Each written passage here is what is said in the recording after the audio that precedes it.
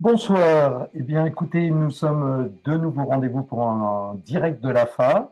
Ce soir, nous accueillons Doriane Cotel. Bonsoir Doriane, qui est Bonsoir. la diététicienne de l'AFA, que vous pouvez retrouver dans les permanences le mardi après-midi, qui va nous parler des régimes alimentaires dans les Mickey. Alors, est-ce que les régimes alimentaires sont compatibles avec nos maladies? Lesquels régimes? On va en parler, évidemment. Et puis, est-ce qu'il y a des bienfaits? Est-ce qu'il y a des risques? C'est toutes les questions qu'on va se poser ce soir et auxquelles Doriane va nous répondre. Donc, le mieux, c'est de passer la parole à l'expert.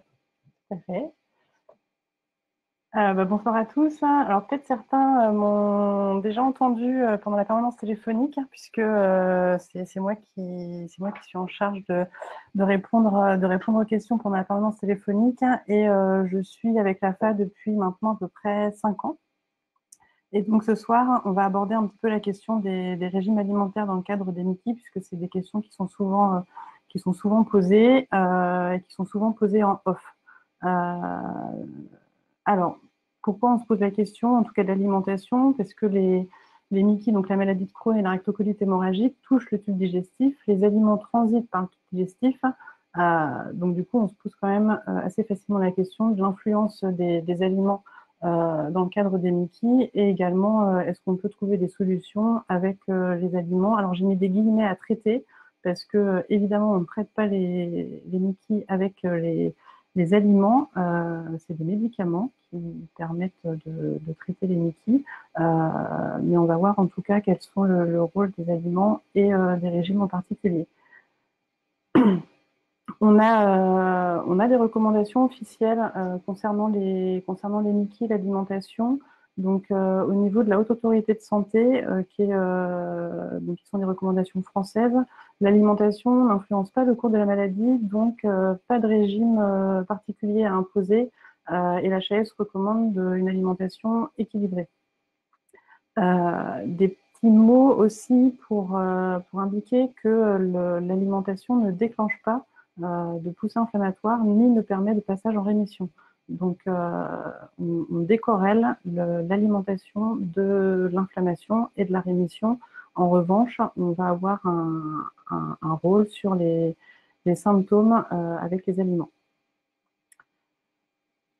Au niveau des recommandations européennes, même constat, pas de recommandations particulières sauf en cas de sténose, où là on va avoir une alimentation particulière à adopter.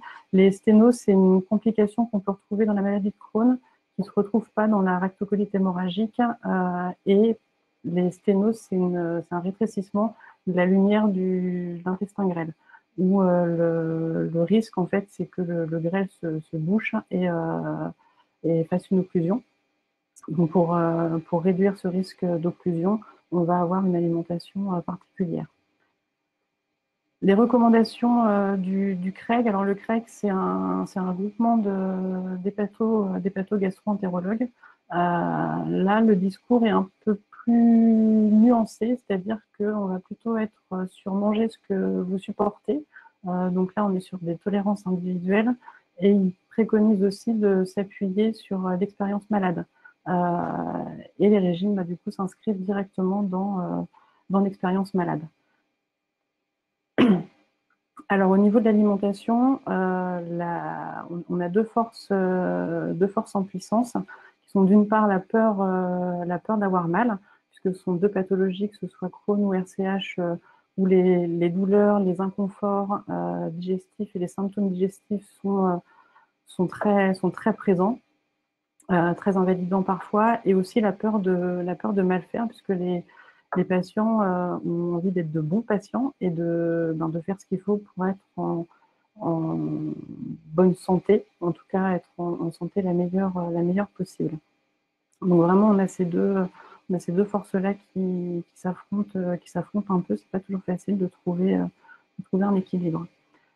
Il y a une enquête qui a été faite en 2007 en partenariat entre l'AFA et Marmiton. Il y a eu un petit 2000 participants, et l'idée, c'était de voir au niveau de l'alimentation qu'est-ce qui bougeait en termes d'habitude quand les personnes souffrent de MICI. Alors, c'était une enquête de personnes souffrant de Mickey et aussi pour tout ce qui est enfants, enfin, les enfants et les ados auprès des familles. Donc, globalement, ce qu'on a pu observer, c'est qu'il y a 3/4 des personnes qui vont modifier leur habitude alimentaire avec des changements importants, notamment au niveau du gluten, où on a 35% qui soit n'en consomment plus ou qui vont diminuer leur consommation. Et au niveau de tout ce qui est fruits, légumes, légumineuses et produits laitiers, on va avoir une diminution de la consommation et une augmentation de la consommation des féculents. Alors en fait, quand on regarde ces deux dernières consommations, en fait, c'est une tendance du régime sans résidus, où, voilà. Donc le régime sans résidus, c'est, je pense que tous les malades de Mickey ont entendu parler de ce régime sans résidus, puisque c'est celui qui est préconisé quand on est souvent hospitalisé. Alors, il consiste en une suppression partielle ou totale des fibres végétales et éventuellement du lactose. Souvent, il est appelé alimentation blanche, puisque c'est beaucoup d'aliments blancs. Et il est préconisé pendant 3 à 4 semaines, pas plus. Son intérêt, c'est de mettre au repos le tube digestif, de diminuer le volume et la quantité des selles. Et son indication, c'est plutôt en cas de colite étendue avec diarrhée, les sténoses, on en parlait tout à l'heure, et il va être conduit de manière stricte pour une préparation à la coloscopie. La difficulté en fait de ce régime, c'est qu'il est extrêmement restrictif, il est très monotone, il est anorexigène et il va fortement impacter la qualité de vie, notamment tout ce qui est convivialité autour des repas, et il est très souvent poursuivi hors poussée.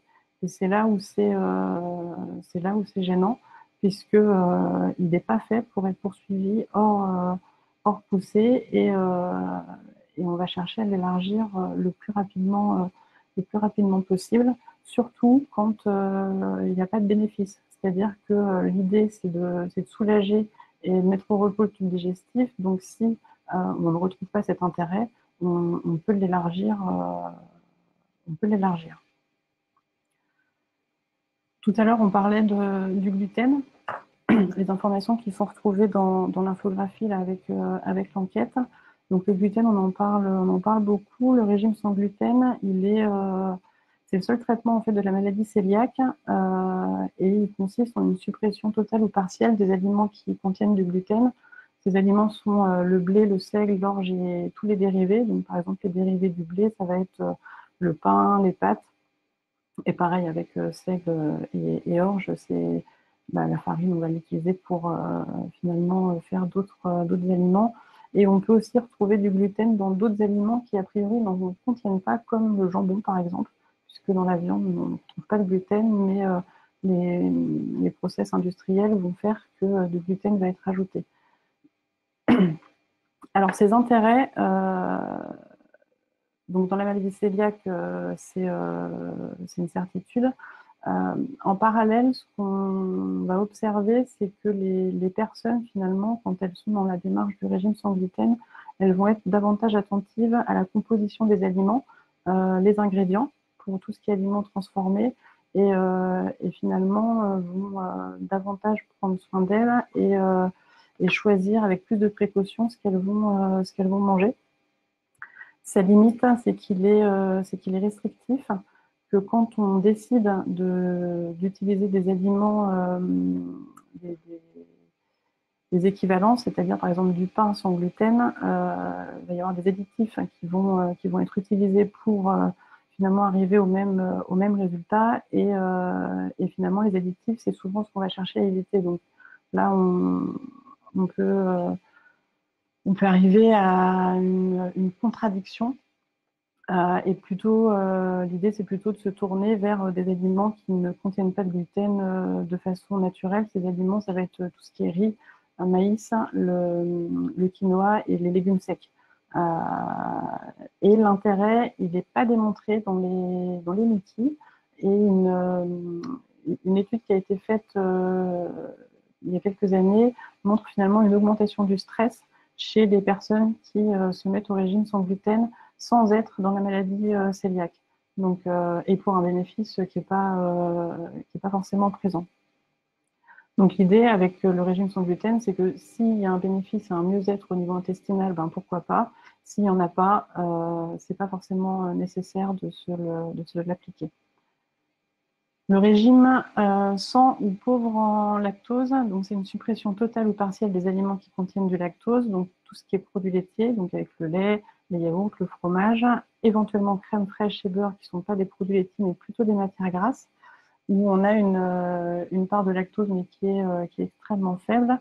Ce régime-là, il est indiqué quand il y a une intolérance au lactose.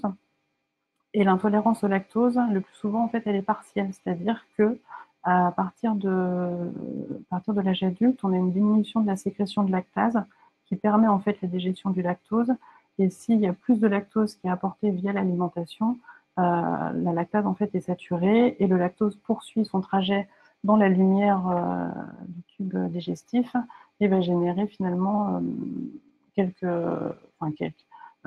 symptômes qui sont quand même de grands désagréments puisqu'on va avoir des ballonnements, éventuellement des diarrhées et des douleurs. Donc son intérêt, effectivement, ça peut éventuellement être de diminuer ballonnement et diarrhée. Ses limites, ça va être la carence en calcium et l'idée sera plutôt de trouver son seuil de tolérance, c'est-à-dire quelle est la quantité de produits laitiers qu'on peut consommer sans avoir de symptômes digestifs liés au lactose. Le régime cétogène, il est arrivé il n'y a pas très longtemps. On commence à nous en parler. Alors, on commence à nous en parler puisqu'on a eu une piste d'incidence, d'impact sur l'inflammation. Et finalement, la piste s'est pas révélée fructueuse. Par contre, il va être très efficace, enfin, non pas très efficace, il peut être utilisé en cas d'épilepsie réfractaire, parce que ça fait partie des indications. Quand les épilepsies sont réfractaires au traitement, le régime cétogène, par un mécanisme un peu inconnu, semble plutôt bien fonctionner. Et son principe, c'est d'augmenter les acides gras dans la ration alimentaire avec une suppression des féculents et une diminution des fruits et des légumes. Alors, une diminution importante, puisqu'en fait, on va diminuer la part de glucides et on augmente la part de lipides. Ce régime-là, il peut être conduit dans le cadre des épilepsies par des diététiciens qui sont spécialement formés à ça, puisqu'il est assez technique comme régime. Il y en a plusieurs qui existent, suivant les doses glucides, lipides. Et là, ça demande quand même à être accompagné par quelqu'un qui est formé. Ses limites, ça va être... c'est qu'en réalité, comme on augmente la part des lipides, en termes de digestibilité, c'est quand même plus difficile ça augmente le travail digestif, donc ça peut générer des lourdeurs, des difficultés digestives, et en termes de transit, je ne suis pas certaine qu'on puisse retrouver un bénéfice. Il est extrêmement restrictif, très difficile à mener, à risque de carence puisque restrictif, et avec un impact sur la vie sociale qui est important, et que dans le cadre des NICI, finalement, son intérêt n'est pas démontré. Le régime pauvre en FODMAPs, alors on en parle quand même beaucoup. Donc les FODMAPs, c'est tout ce qui va être glucides fermentescibles. Je vous ai mis l'acronyme. Et donc c'est des glucides qui sont partiellement digérés, partiellement assimilés et qui peuvent être responsables de troubles fonctionnels. Et les troubles fonctionnels, ce sont des troubles qu'on va retrouver souvent associés au MICI. Donc, on fait un petit peu le parallèle en se disant, si on agit sur les troubles fonctionnels, peut-être qu'on peut agir sur les symptômes digestifs des MICI. Alors, effectivement, c'est efficace. C'est pas forcément efficace chez tout le monde. Et donc le principe de cette alimentation-là se fait en plusieurs temps. La première, c'est une éviction totale de tous ces aliments et une réintroduction progressive pour arriver en fait au seuil de tolérance. Finalement, l'idée, c'est de savoir un petit peu les fonctions des aliments, quelle est la quantité d'aliments qu'on peut consommer, pour ne pas avoir de troubles digestifs et être confortable. C'est intéressant que enfin c'est même plutôt conseillé que ce régime soit conduit auprès d'un diététicien qui soit formé. Il y en a de plus en plus de diététiciens qui sont formés à cet accompagnement-là. Donc, si vous souhaitez mener cette alimentation, je vous suggère de vous rapprocher d'un diététicien à la fois formé au Mickey et en même temps au FODMAP. C'est une alimentation quand même qui est très très difficile à mettre en place. Elle impacte la vie sociale. Finalement, l'impact sur la vie sociale, on le voit à travers tous les régimes. C'est ce qu'on va retrouver à chaque fois, puisqu'on est à chaque fois sur des alimentations restrictives. Et la question qu'on se pose avec le régime pauvre en FODMAP, ça va être l'impact sur le microbiote, puisqu'en fait, aujourd'hui, on ne connaît pas trop. Ces FODMAP, en fait, viennent nourrir le microbiote. Donc, si on enlève ces FODMAP, quid du microbiote et de sa diversité? Donc, finalement, voilà, on se pose la question. Bah, globalement, sur les régimes, alors il en existe d'autres, hein, le régime Senialet, Paléo, FMD, le jeûne thérapeutique et encore d'autres. Globalement, on est souvent sur des régimes qui sont donc très restrictifs à chaque fois, difficiles à conduire seul. Et l'idée, c'est quand même de se faire accompagner. Et au regard de toutes ces propositions de régime, se pose quand même la question, on cherche beaucoup, on trouve peu, et beaucoup de propositions pour une pathologie posent quand même pas mal de questions, et finalement, ça vient aussi apporter des réponses où on peine énormément à répondre aux interrogations des patients, puisque les régimes parfois fonctionnent et parfois ne fonctionnent pas. Donc, c'est délicat, c'est un sujet compliqué. Pour rappel, malgré tout, l'humain est omnivore, c'est-à-dire qu'on mange des aliments d'origine végétale et d'origine animale. Donc, on est à la fois carnivore et herbivore. On est aussi un animal social, c'est-à-dire qu'on prend nos repas en famille, avec des amis, alors parfois seuls, hein, mais la plupart du temps, on les prend avec nos congénères. Et on est aussi la seule espèce qui cuisine ses repas dans le but effectivement de les partager, que l'alimentation humaine, elle s'est construite à travers les siècles et que, quelles que soient les civilisations, les principes nutritionnels sont similaires. C'est-à-dire qu'on va retrouver les 7 familles d'aliments qui appartiennent à l'alimentation dite équilibrée. Et ces 7 familles d'aliments, donc c'est céréales, féculents, les fruits et légumes, les viandes équivalents, produits laitiers, matières grasses, produits sucrés et l'eau. Et que ces 7 familles d'aliments vont être représentées, alors avec des aliments différents à l'intérieur, puisque fonction des climats et disponibilités alimentaires, ça va être des choix différents, suivant si on est en Europe, en Asie, en Afrique, en Amérique. Mais quoi qu'il en soit, on tombe toujours un petit peu sur nos pattes avec une alimentation qui va être variée, où ces 7 familles d'aliments sont représentées. Et l'idée, avec les Mickey, ça va être de se rapprocher un maximum de cette alimentation équilibrée en piochant finalement les aliments dans chaque famille qui vont convenir.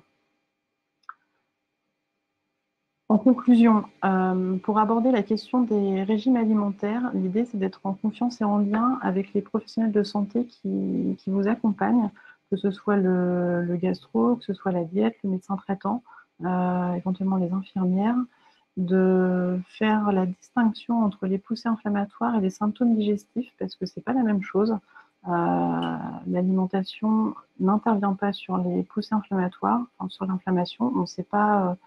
On cherche des liens, mais on n'en trouve pas. Par contre, effectivement, on peut intervenir sur les symptômes, et c'est bien là tout notre travail, qu'on a un fort impact des régimes sur la qualité de vie, la vie sociale, et que ça peut parfois être la double peine. C'est-à-dire à la fois on est malade, et en plus la vie sociale est dégradée par éventuellement l'alimentation. Le diététicien reste le seul professionnel qui peut vous accompagner dans la démarche. Donc, essayez de vous rapprocher du diététicien. Il y a une liste de praticiens sur le site de la FAC que vous pouvez trouver, où les diététiciens maintenant sont formés.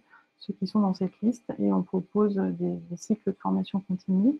Et il reste aussi des permanences nutrition quand il n'y a pas de diététicien dans votre région. Et c'est tous les mardis après-midi de 14h à 18h. Il y a le numéro, il y a l'adresse mail, et vous êtes les bienvenus. Je précise qu'on ne se substitue pas à un suivi diète. C'est pour des questions ponctuelles. Et une orientation. Et une orientation, tout à fait. Merci Doriane. Les questions sont nombreuses et c'est vrai que si les outils, entre guillemets, sur Internet ne manquent pas, on est souvent dans le, comment dire, on tombe souvent sur des articles, sur des livres qui prônent une bonne parole, une certaine bonne parole. On a eu dernièrement, enfin depuis 2 ans, des livres par exemple qui nous disaient j'ai guéri de ma maladie de Crohn grâce à mon alimentation. Donc, c'est vrai qu'il y a beaucoup de questions, et notamment la question de Séverine qui fait un tabac, parce que les malades pensent souvent justement que le régime a un impact. Et vous nous avez dit que les régimes, il y a un impact, mais qui n'est pas démontré. Alors, entre le ressenti du malade, l'expérience du malade et les théories, entre guillemets, officielles, où est la vérité? Un peu entre les deux. Et voilà, et justement. Alors, la question, c'est? Alors, la question, c'est justement le ressenti du malade, c'est que les régimes peuvent faire du bien. Si, par exemple, on va parler du régime sans gluten, automatiquement, on voit bien que assez rapidement, on est quand même plus léger quand on mange sans gluten. Moi, j'ai fait l'expérience pendant une semaine, j'ai mangé sans gluten. Alors, je suis d'accord, ça désocialise un peu, même si beaucoup de restaurants aujourd'hui font l'effort, même sur Air France, on trouve des plateaux repas sans gluten. Mais grosso modo, effectivement, on se met un peu en marge d'une vie sociale. Ceci dit, on est quand même quand dans le quotidien, on se sent plus léger. Dès lors que la personne témoigne d'un mieux-être, il n'y a pas de raison de lui dire que c'est pas vrai. D'accord. Si une personne adopte une alimentation particulière, qu'elle en sort des bénéfices et qu'elle se sent mieux, cool. C'est OK pour nous. Il n'y a pas de souci là-dessus. Après, je pense que ce qu'on peut dire, l'idée, c'est de préserver l'équilibre alimentaire, c'est de réserver de conserver le régime sans gluten n'est pas incompatible avec l'équilibre alimentaire. Après, ça va être de trouver son propre équilibre et ses choix alimentaires qui permettent de maintenir sa vie sociale et d'avoir aussi l'alimentation équilibrée. Si on arrive à s'inscrire dans cette démarche, on est bon.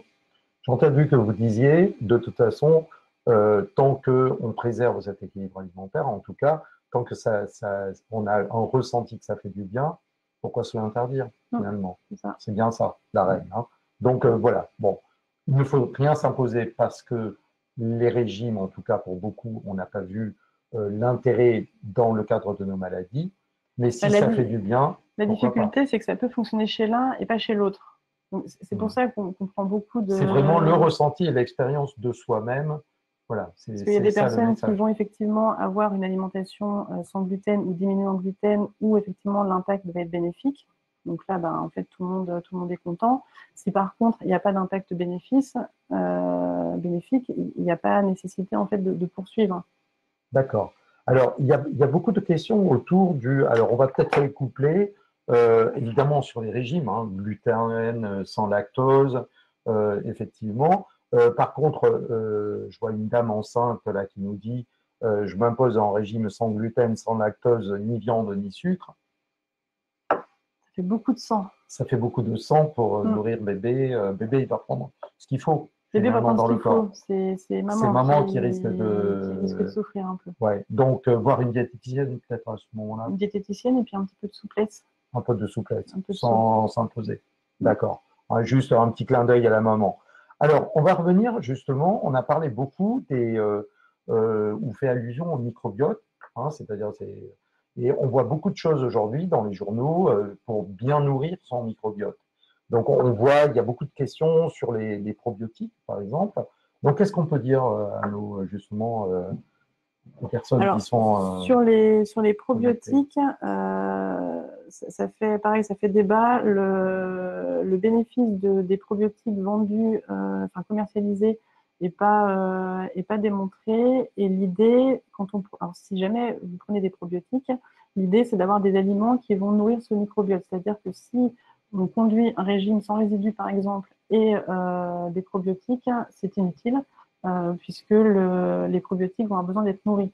Et ce qui va les nourrir, ça va être tout ce qui est fruits et légumes, enfin les fibres en fait. Donc des probiotiques sans fibres, ça matche pas. Donc s'il y a des probiotiques qui sont pris en face, l'idée ça va être de nourrir, notamment à travers la consommation de fruits et légumes. Quand les fruits et légumes sont difficiles à digérer, en fait, ça va être le mode de préparation qui peut les rendre plus digestifs, enfin plus faciles. Donc là, on va essayer de travailler sur les modes de préparation pour justement faciliter le travail digestif. C'est une super transition. Voilà, justement. Alors, j'en profite pour montrer ces fiches-là. Tu peux en dire quelques mots, hein. Ce sont des fiches qui sont déjà sur le site Internet. Ouais. Petit à petit, on va enrichir la collection, mais plutôt que de partir de menus, de saisons, etc., on s'est dit pourquoi pas partir des aliments, de voir comment on peut mieux les digérer, mieux les cuisiner, en tout cas pour les rendre plus digestibles, entre guillemets. Ouais, en fait, on s'est rendu compte qu'il y avait des aliments qui étaient bâchés assez vite de l'alimentation. Sous-entendu, j'ai mangé tel aliment, j'ai eu des symptômes, du coup, je l'enlève complètement. L'idée, c'est justement, je parlais de souplesse, c'est d'être éventuellement un peu plus souple et d'essayer de trouver de quelle manière on va pouvoir cuisiner et apprêter l'aliment pour qu'il soit plus facile à digérer. Et c'est l'objet des fiches, c'est-à-dire, en fait, on prend un aliment et on regarde un petit peu toutes les manières de le préparer. Et sur l'ensemble des manières de le préparer, finalement, toutes ne vont pas se digérer de la même manière. Et l'idée, ça va être justement, quand c'est des périodes un peu plus compliquées en termes de symptômes, d'être sur des préparations qui vont être faciles. Par exemple, quand on est sur des cuissons avec des potages mixés, ça va être beaucoup plus facile que si, par exemple, l'aliment est cru. D'accord. Donc, automatiquement, il y a effectivement ces fiches une première fiche où on va dire, voilà l'aliment en question, comment le cuisiner, etc. Puis vous avez une deuxième fiche avec des recettes, voilà, qui sont à côté. Donc ça, c'était une occasion pour vous parler de ces fiches. Il y en a une sur le saumon, sur le poireau. Enfin, on va aller, vous imaginez, avec toute la gamme d'aliments. L'idée, c'est de rester sur des aliments de saison. Aujourd'hui, c'est le potiron. Finalement, c'est plutôt pas mal. Alors, vous avez aussi dans les fiches des fiches qui expliquent la digestion. Il y a beaucoup de questions aussi sur les stomies, quoi manger quand on a une stomie. Hein. On a des fiches. En janvier, il y a toute une collection de films aussi sur la nutrition, manger avec une stomie qui vont sortir à la fin. Il ne faut pas oublier, donc il y a énormément de matériel pour répondre à vos questions sur le site de l'AFA et on va particulièrement enrichir au niveau en 2020, tant en fiches qu'en film. Donc vous pouvez vous référer à tout ce qui va paraître. Évidemment, j'en profite aussi, c'est la coupure pub si vous permettez, aussi pour regarder le parcours nutrition et alimentation sur Mickey Connect, hein, puisqu'il y a tout le basique qui est expliqué avec des fiches, etc. Donc, c'est toujours la recommandation. Et une petite dernière, évidemment, il y a le petit bouquin que vous pouvez commander sur la librairie de l'AFA, donc au prix de 10 € pour les adhérents et 15 € si vous n'êtes pas adhérent. Donc, j'en profite pour dire, si vous n'êtes pas adhérent, c'est peut-être le moment en fin d'année de le devenir, notamment pour soutenir l'AFA, mais aussi pour continuer tous ces directs et toutes les actions de l'AFA pour 2020. Donc voilà, moi je vous recommande ce livre qui avait été préfacé par Alexandra Martin, qui était la première diététicienne de l'AFA. Dorian a succédé à Alexandra, et c'est vrai que vous avez quand même pas mal de choses et des résumés sur le détail des régimes notamment. En fait, ce livret, il est pas mal parce qu'il va reprendre l'alimentation symptôme par symptôme. C'est-à-dire, en fonction des symptômes que les personnes présentent, finalement, qu'est-ce qu'elles peuvent mettre en face avec l'alimentation pour réduire ces symptômes-là. Parce que, comme je le disais tout à l'heure, l'idée, c'est vraiment de prendre les symptômes que les personnes présentent et de voir en face quelle alimentation on peut avoir. Parce que, par exemple, c'est un peu moins vrai pour la rectocolite hémorragique, mais pour la maladie de Crohn, c'est une maladie qui peut toucher n'importe quel segment du tube digestif. Donc, suivant l'organe qui va être touché, la fonction impactée va être différente, et au niveau alimentaire, ce qu'on va pouvoir mettre en place va être différent également. Donc, l'idée, c'est vraiment de regarder, nous, les symptômes et comment, avec l'alimentation, on peut arriver à un mieux-être et comment on peut augmenter la qualité de vie. Alors, beaucoup de questions sur les ballonnements et les gaz. Alors là aussi, je crois d'abord qu'on a une fiche qui est sur le site internet sur les ballonnements et les gaz. Donc, pour ceux qui... tu peux en dire quelque chose? Les ballonnements et les gaz? Oui. Alors, l'idée, ça va être de voir déjà dans un premier temps les repas, s'ils sont pris rapidement ou pas, puisque moins les aliments vont être mastiqués, plus derrière, ça va augmenter le tract digestif et favoriser effectivement la survenue de ballonnements et de gaz. Ce qui peut augmenter aussi, ça va être certains aliments, tout ce qui est eau pétillante, les sodas, les mousses comme la mousse au chocolat, les fromages blancs un peu mousseux qui peuvent augmenter ces ballonnements. Le lactose, on l'a vu tout à l'heure, peut favoriser aussi les ballonnements. Donc l'idée, ça va être bon, déjà d'enlever les aliments qui contiennent de l'air et mince, j'ai oublié ma... Sur les aliments qui donnent de l'air. J'étais perturbée en face. Sur le plateau, ça reviendra. Donc, on regardera le replay pour compléter la question. C'est ça. Quoi qu'il en soit, pour le lactose, de réintroduire, de diminuer un petit peu sa consommation de produits laitiers, de voir s'il y a un mieux au niveau des ballonnements, et s'il y a un mieux, après de réaugmenter progressivement pour trouver le seuil qui va bien, puisqu'on en parlait tout à l'heure justement du seuil de tolérance.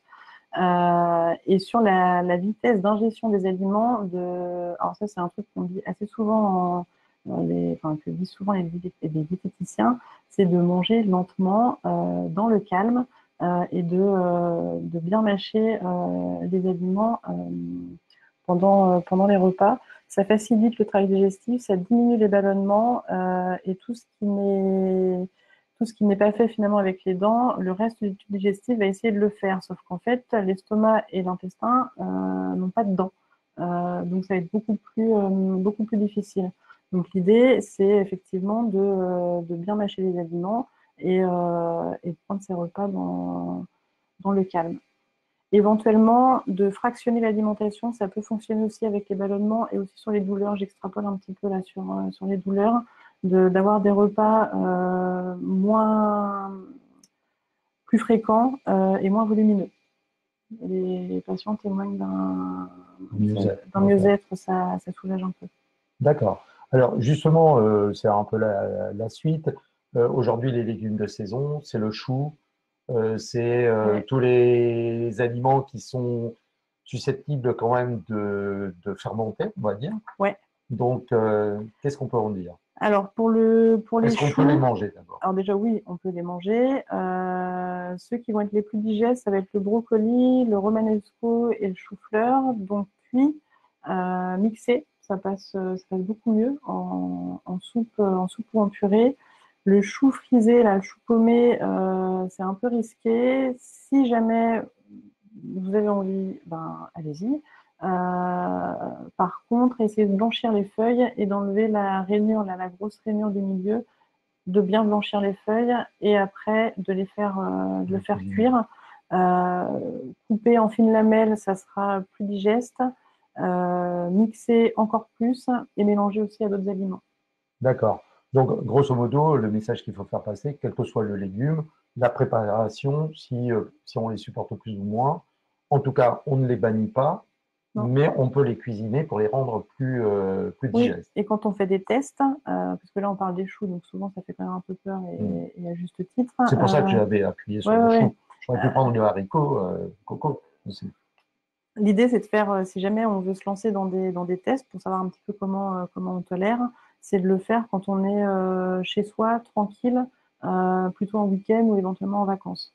Et pas quand on a programmé une sortie, parce que si jamais, effectivement, ça se passe pas bien, c'est mieux d'être chez Ça. soi que d'être à l'extérieur ou chez des personnes. Se donner les bonnes conditions, en tout cas, Ouais, pour pour expérimenter. mieux manger, peut-être mieux digérer. Et si ça se passe mal, gardez en tête qu'il n'y a pas d'aggravation de la maladie. C'est-à-dire D'accord. que C'est-à-dire que si on mange quelque chose et ça passe mal, on a des douleurs, voire un petit peu de diarrhée après, ce qui se peut oui, avec des repas, il ne faut pas s'inquiéter outre mesure, c'est ça le message? c'est ça le message. C'est-à-dire que l'inflammation n'est pas en train de s'aggraver, c'est que la muqueuse est douloureuse et sensible, et là, elle n'était pas prête à recevoir l'aliment, et du coup, elle réagit. D'accord. Alors, dans les questions tiens, sur les ballonnements, le café, par exemple, est-ce que ça donne des Alors, ballonnements? pas forcément des ballonnements, par contre, quand il est pris à jeun, ça accélère le transit.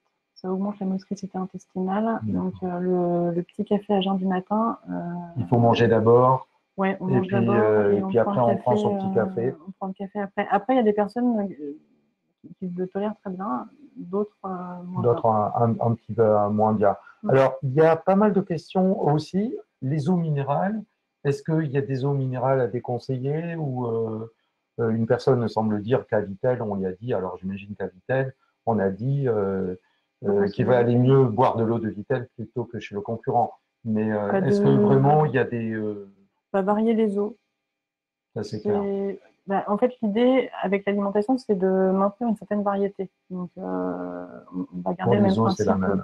pour les eaux, C'est pareil. minérales. Ouais. Si on a des carences, comment pallier les carences, justement? Question. Comment pallier les carences? Oui. Éventuellement en voyant avec le médecin et mettre en place des suppléments, une Ouais, mais ça, supplémentation. c'est super carencé.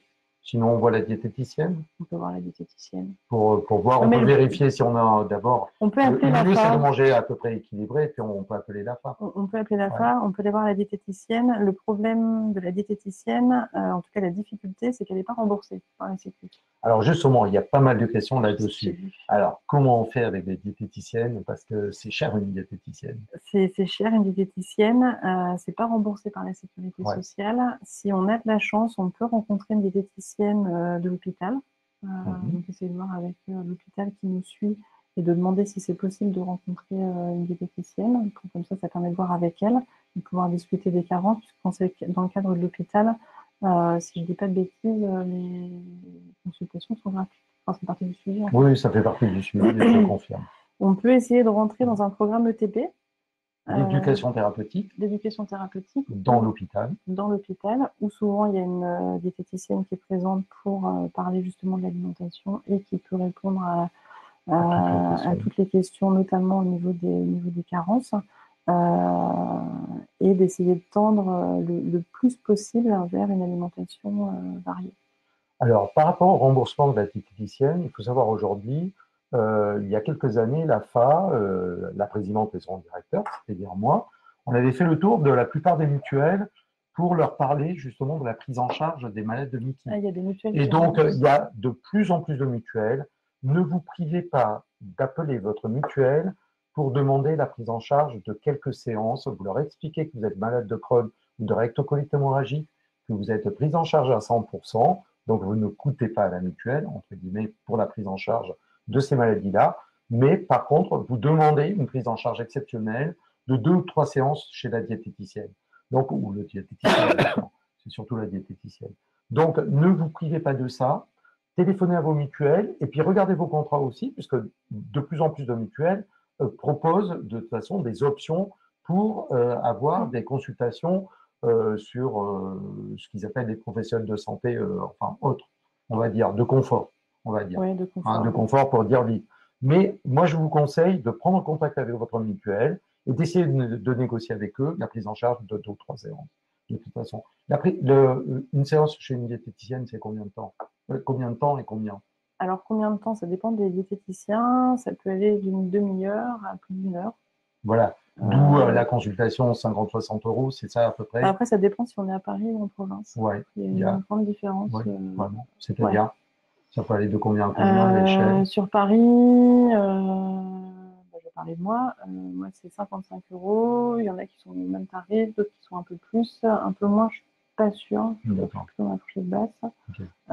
Et en région, on sera plutôt autour de entre 25 et 35 euros parfois. Un petit peu plus, On trouve des diététiciennes à 25 € en région. je crois. D'accord. J'avais plus vu à 50-60 ans, mais En Provence? oui, aussi. Bon, ça doit être dans les grandes villes. Parce que la province, les diététiciennes sont... On fera un petit sondage quand même là-dessus, ou n'hésitez pas à témoigner vous-même, parce que pour ceux qui ont vu des diététiciennes, voilà, c'est une indication. Mais moi, je vous encourage, quoi qu'il en soit, regardez votre mutuelle. Ça, c'est une bonne chose. Alors, dans les petites choses, alors thé, café, même combat. Oui, le thé est moins stimulant malgré tout que le café, D'accord. au niveau Donc, de la motricité. moins de risque, entre guillemets, si vous Ouais. buvez une tasse de café le matin à jeun, théoriquement, Le, ça le fait, c'est mieux. thé, le thé, sa difficulté, c'est la température. C'est-à-dire qu'on essaie plutôt d'éviter d'être dans le trop chaud. Et le thé, souvent, est bu très chaud. Alors, nous sommes bien français et c'est vrai que, bon, tout à l'heure, je parlais du chou. Je pense toujours à la choucroute et puis la bonne petite bière. Est-ce Ouais. qu'une bière, justement, ou toutes les boissons gazeuses, qu'est-ce que ça fait alors au niveau ballonnement? Est-ce que c'est Ça quoi dépend des personnes, ça ça dépend des dépend de où personnes? on en est dans la maladie, ça dépend. La bière, globalement, c'est toujours un peu gênant parce que c'est quand même, on parle quand même de boissons alcoolisées, donc évidemment c'est avec modération. Avec modération, bien sûr. La bière, attention au volume, parce que c'est un gros volume, c'est-à-dire que quand on est sur des pintes, on est sur du Oui, demi-litre, et que là, c'est le gros volume qui peut être compliqué. d'accord. Donc, avec modération, le vin, Le vin, pourquoi pas. Le vin blanc, souvent, moins bien digéré, donc plutôt vin rouge. plutôt vin rouge, Et et puis en bon vin, tant qu'à faire. pas tant qu'à faire. Alors, par contre, je ne vous conseille pas la mutuelle pour le remboursement du vin, Non. malheureusement. Ça, c'est. Alors, il y a beaucoup de questions liées au traitement et alimentation. Est-ce que dans l'expérience justement de la diététicienne, c'est quelque chose que vous devez entendre souvent, Pentasa, est-ce que, enfin, je ne dois pas citer de traitement, mais il y a beaucoup de traitements ici où les gens nous disent, mais j'ai l'impression qu'avec tel traitement, je digère moins bien certaines choses ou j'ai des interactions. Est-ce que vous avez une expérience là-dessus? Qu'est-ce Alors, qu'on peut dire plus sur avec le... les Ouais, corticoïdes. Avec les bien sûr, corticoïdes, on a beaucoup de questions sur c'est ça. effectivement l'impact avec l'alimentation. On évite maintenant d'être dans le sans sel parce il y a assez peu d'intérêt d'être sur un sans sel strict. Pareil pour le sans sucre, pas d'intérêt d'être sur un sans sucre strict. Par contre, on va surtout veiller à maintenir une quantité suffisante de tout ce qui est viande équivalent pour maintenir l'apport protéique et éviter une fonte musculaire. Et on va aussi veiller à un apport suffisant en calcium et en vitamine D pour tout ce qui est minéralisation osseuse, parce qu'avec les corticoïdes, on peut observer un risque accru d'ostéoporose. Donc au final, souvent les personnes vont regarder le côté sel et sucre, alors qu'en réalité, il faudrait plutôt regarder côté viande équivalent et calcium et vitamine D. Alors, peut-être dans... Oui, pardon. Sur les autres, pour les autres traitements, quand vous avez une suspicion d'effets secondaires sur le poids, sur l'appétit, en fait, vous pouvez en parler au gastro, la personne qui a prescrit le médicament, pour qu'éventuellement on le signale. Parce que souvent, les personnes, surtout quand c'est par rapport au poids, parce qu'il y a on peut se retrouver effectivement avec certains traitements qui vont modifier l'architecture du corps, avec notamment une prise de masse grasse au niveau du ventre. Et l'idée, c'est effectivement de faire remonter cette information au gastro-entérologue pour qu'après, ça puisse être indiqué comme effet Indésirable. indésirable. Donc ça, c'est une information importante. En tout cas, dans tous les cas, si si vous sentez que l'alimentation et le traitement sont liés, n'hésitez pas à en parler au gastro-entérologue. Alors c'est vrai que le gastro-entérologue aujourd'hui n'est pas le meilleur allié pour parler de l'alimentation au quotidien. Ça On va le voit bien devenir. que, mais je vous assure qu'ils font des progrès. On n'arrête pas pour la première fois depuis quelques années, on parle de l'alimentation et de la nutrition dans les congrès de gastro-entérologie. Donc l'AFA a pu apporter en tout cas a pu susciter l'intérêt, en tout cas des gastro-entérologues, sur l'alimentation, sur votre alimentation au quotidien. Donc, si vous voyez des interactions, il y a beaucoup de questions là-dessus. Une petite dernière question pour conclure, c'est, j'ai une petite faim, c'est quoi les grignotages? Parce qu'on conseille la pomme, évidemment, pour le petit 4 heures. Qu'est-ce que d'autres petits aliments comme ça, coupe-faim et qui sont bien digérables? Coupe-faim quand on est au bureau ou quand on est chez soi? Quand on est chez soi, au bureau, n'importe quand, une petite coupe-faim. Parce que la pomme, elle peut être croquée, mais elle peut être en compote, elle peut être pomme au four. Alors, la pomme au four, c'est pas mal, parce que souvent, les personnes… ça se prépare à l'avance. On peut le faire le soir et puis ouais, le manger froid, ouais, de tout à toute fait. façon. Et l'amener au bureau. Ça peut être une banane Ouais. aussi. Quand la pomme, on n'est pas sûr, on peut aller plutôt vers une banane. On peut se faire des petits sandwichs avec du pain et du fromage dedans, si on est plutôt salé. On peut se faire on me souffle du chocolat. Bah écoutez, pourquoi pas du chocolat pour une petite pause gourmande. C'est bon pour le moral, surtout le chocolat, on arrive en période. Des biscuits secs, justement, là, on va faire des petits biscuits secs, là, des petits biscuits à la cannelle, prendre des petits biscuits. Pour les sans gluten, il y a tout un tas, une gamme de biscuits, etc. En tout cas, parce que le sucre, c'est quand même, ça revient souvent, où des gens critiquent un petit peu le sucre. Finalement dans l'alimentation. Si on les fait à la maison et qu'on est sur du sans gluten et qu'on fait un peu attention au sucre, on va trouver des recettes sans gluten et on peut diminuer la quantité de sucre dans la recette. Donc, ça, on retrouve les mêmes enseignements, les choses de saison, les choses fait maison. Finalement, c'est là où on permet peut-être un petit peu plus d'équilibre. L'idée, parce que souvent les gastros disaient vous pouvez manger normalement et en faisant un petit peu des recherches et en réfléchissant un petit peu aussi, finalement, quand ils entendent manger normalement, vous pouvez manger ce que vous voulez. Pardon. C'est un peu revenir à l'alimentation de nos grands-parents, en tout cas les miens, et d'avoir des aliments bruts qu'on cuisine à la maison. Et d'être sur des aliments de saison, puisque tout ce qui est alimentation transformée et ultra transformée, c'est quand même pas mal, me semble-t-il, de les limiter un maximum.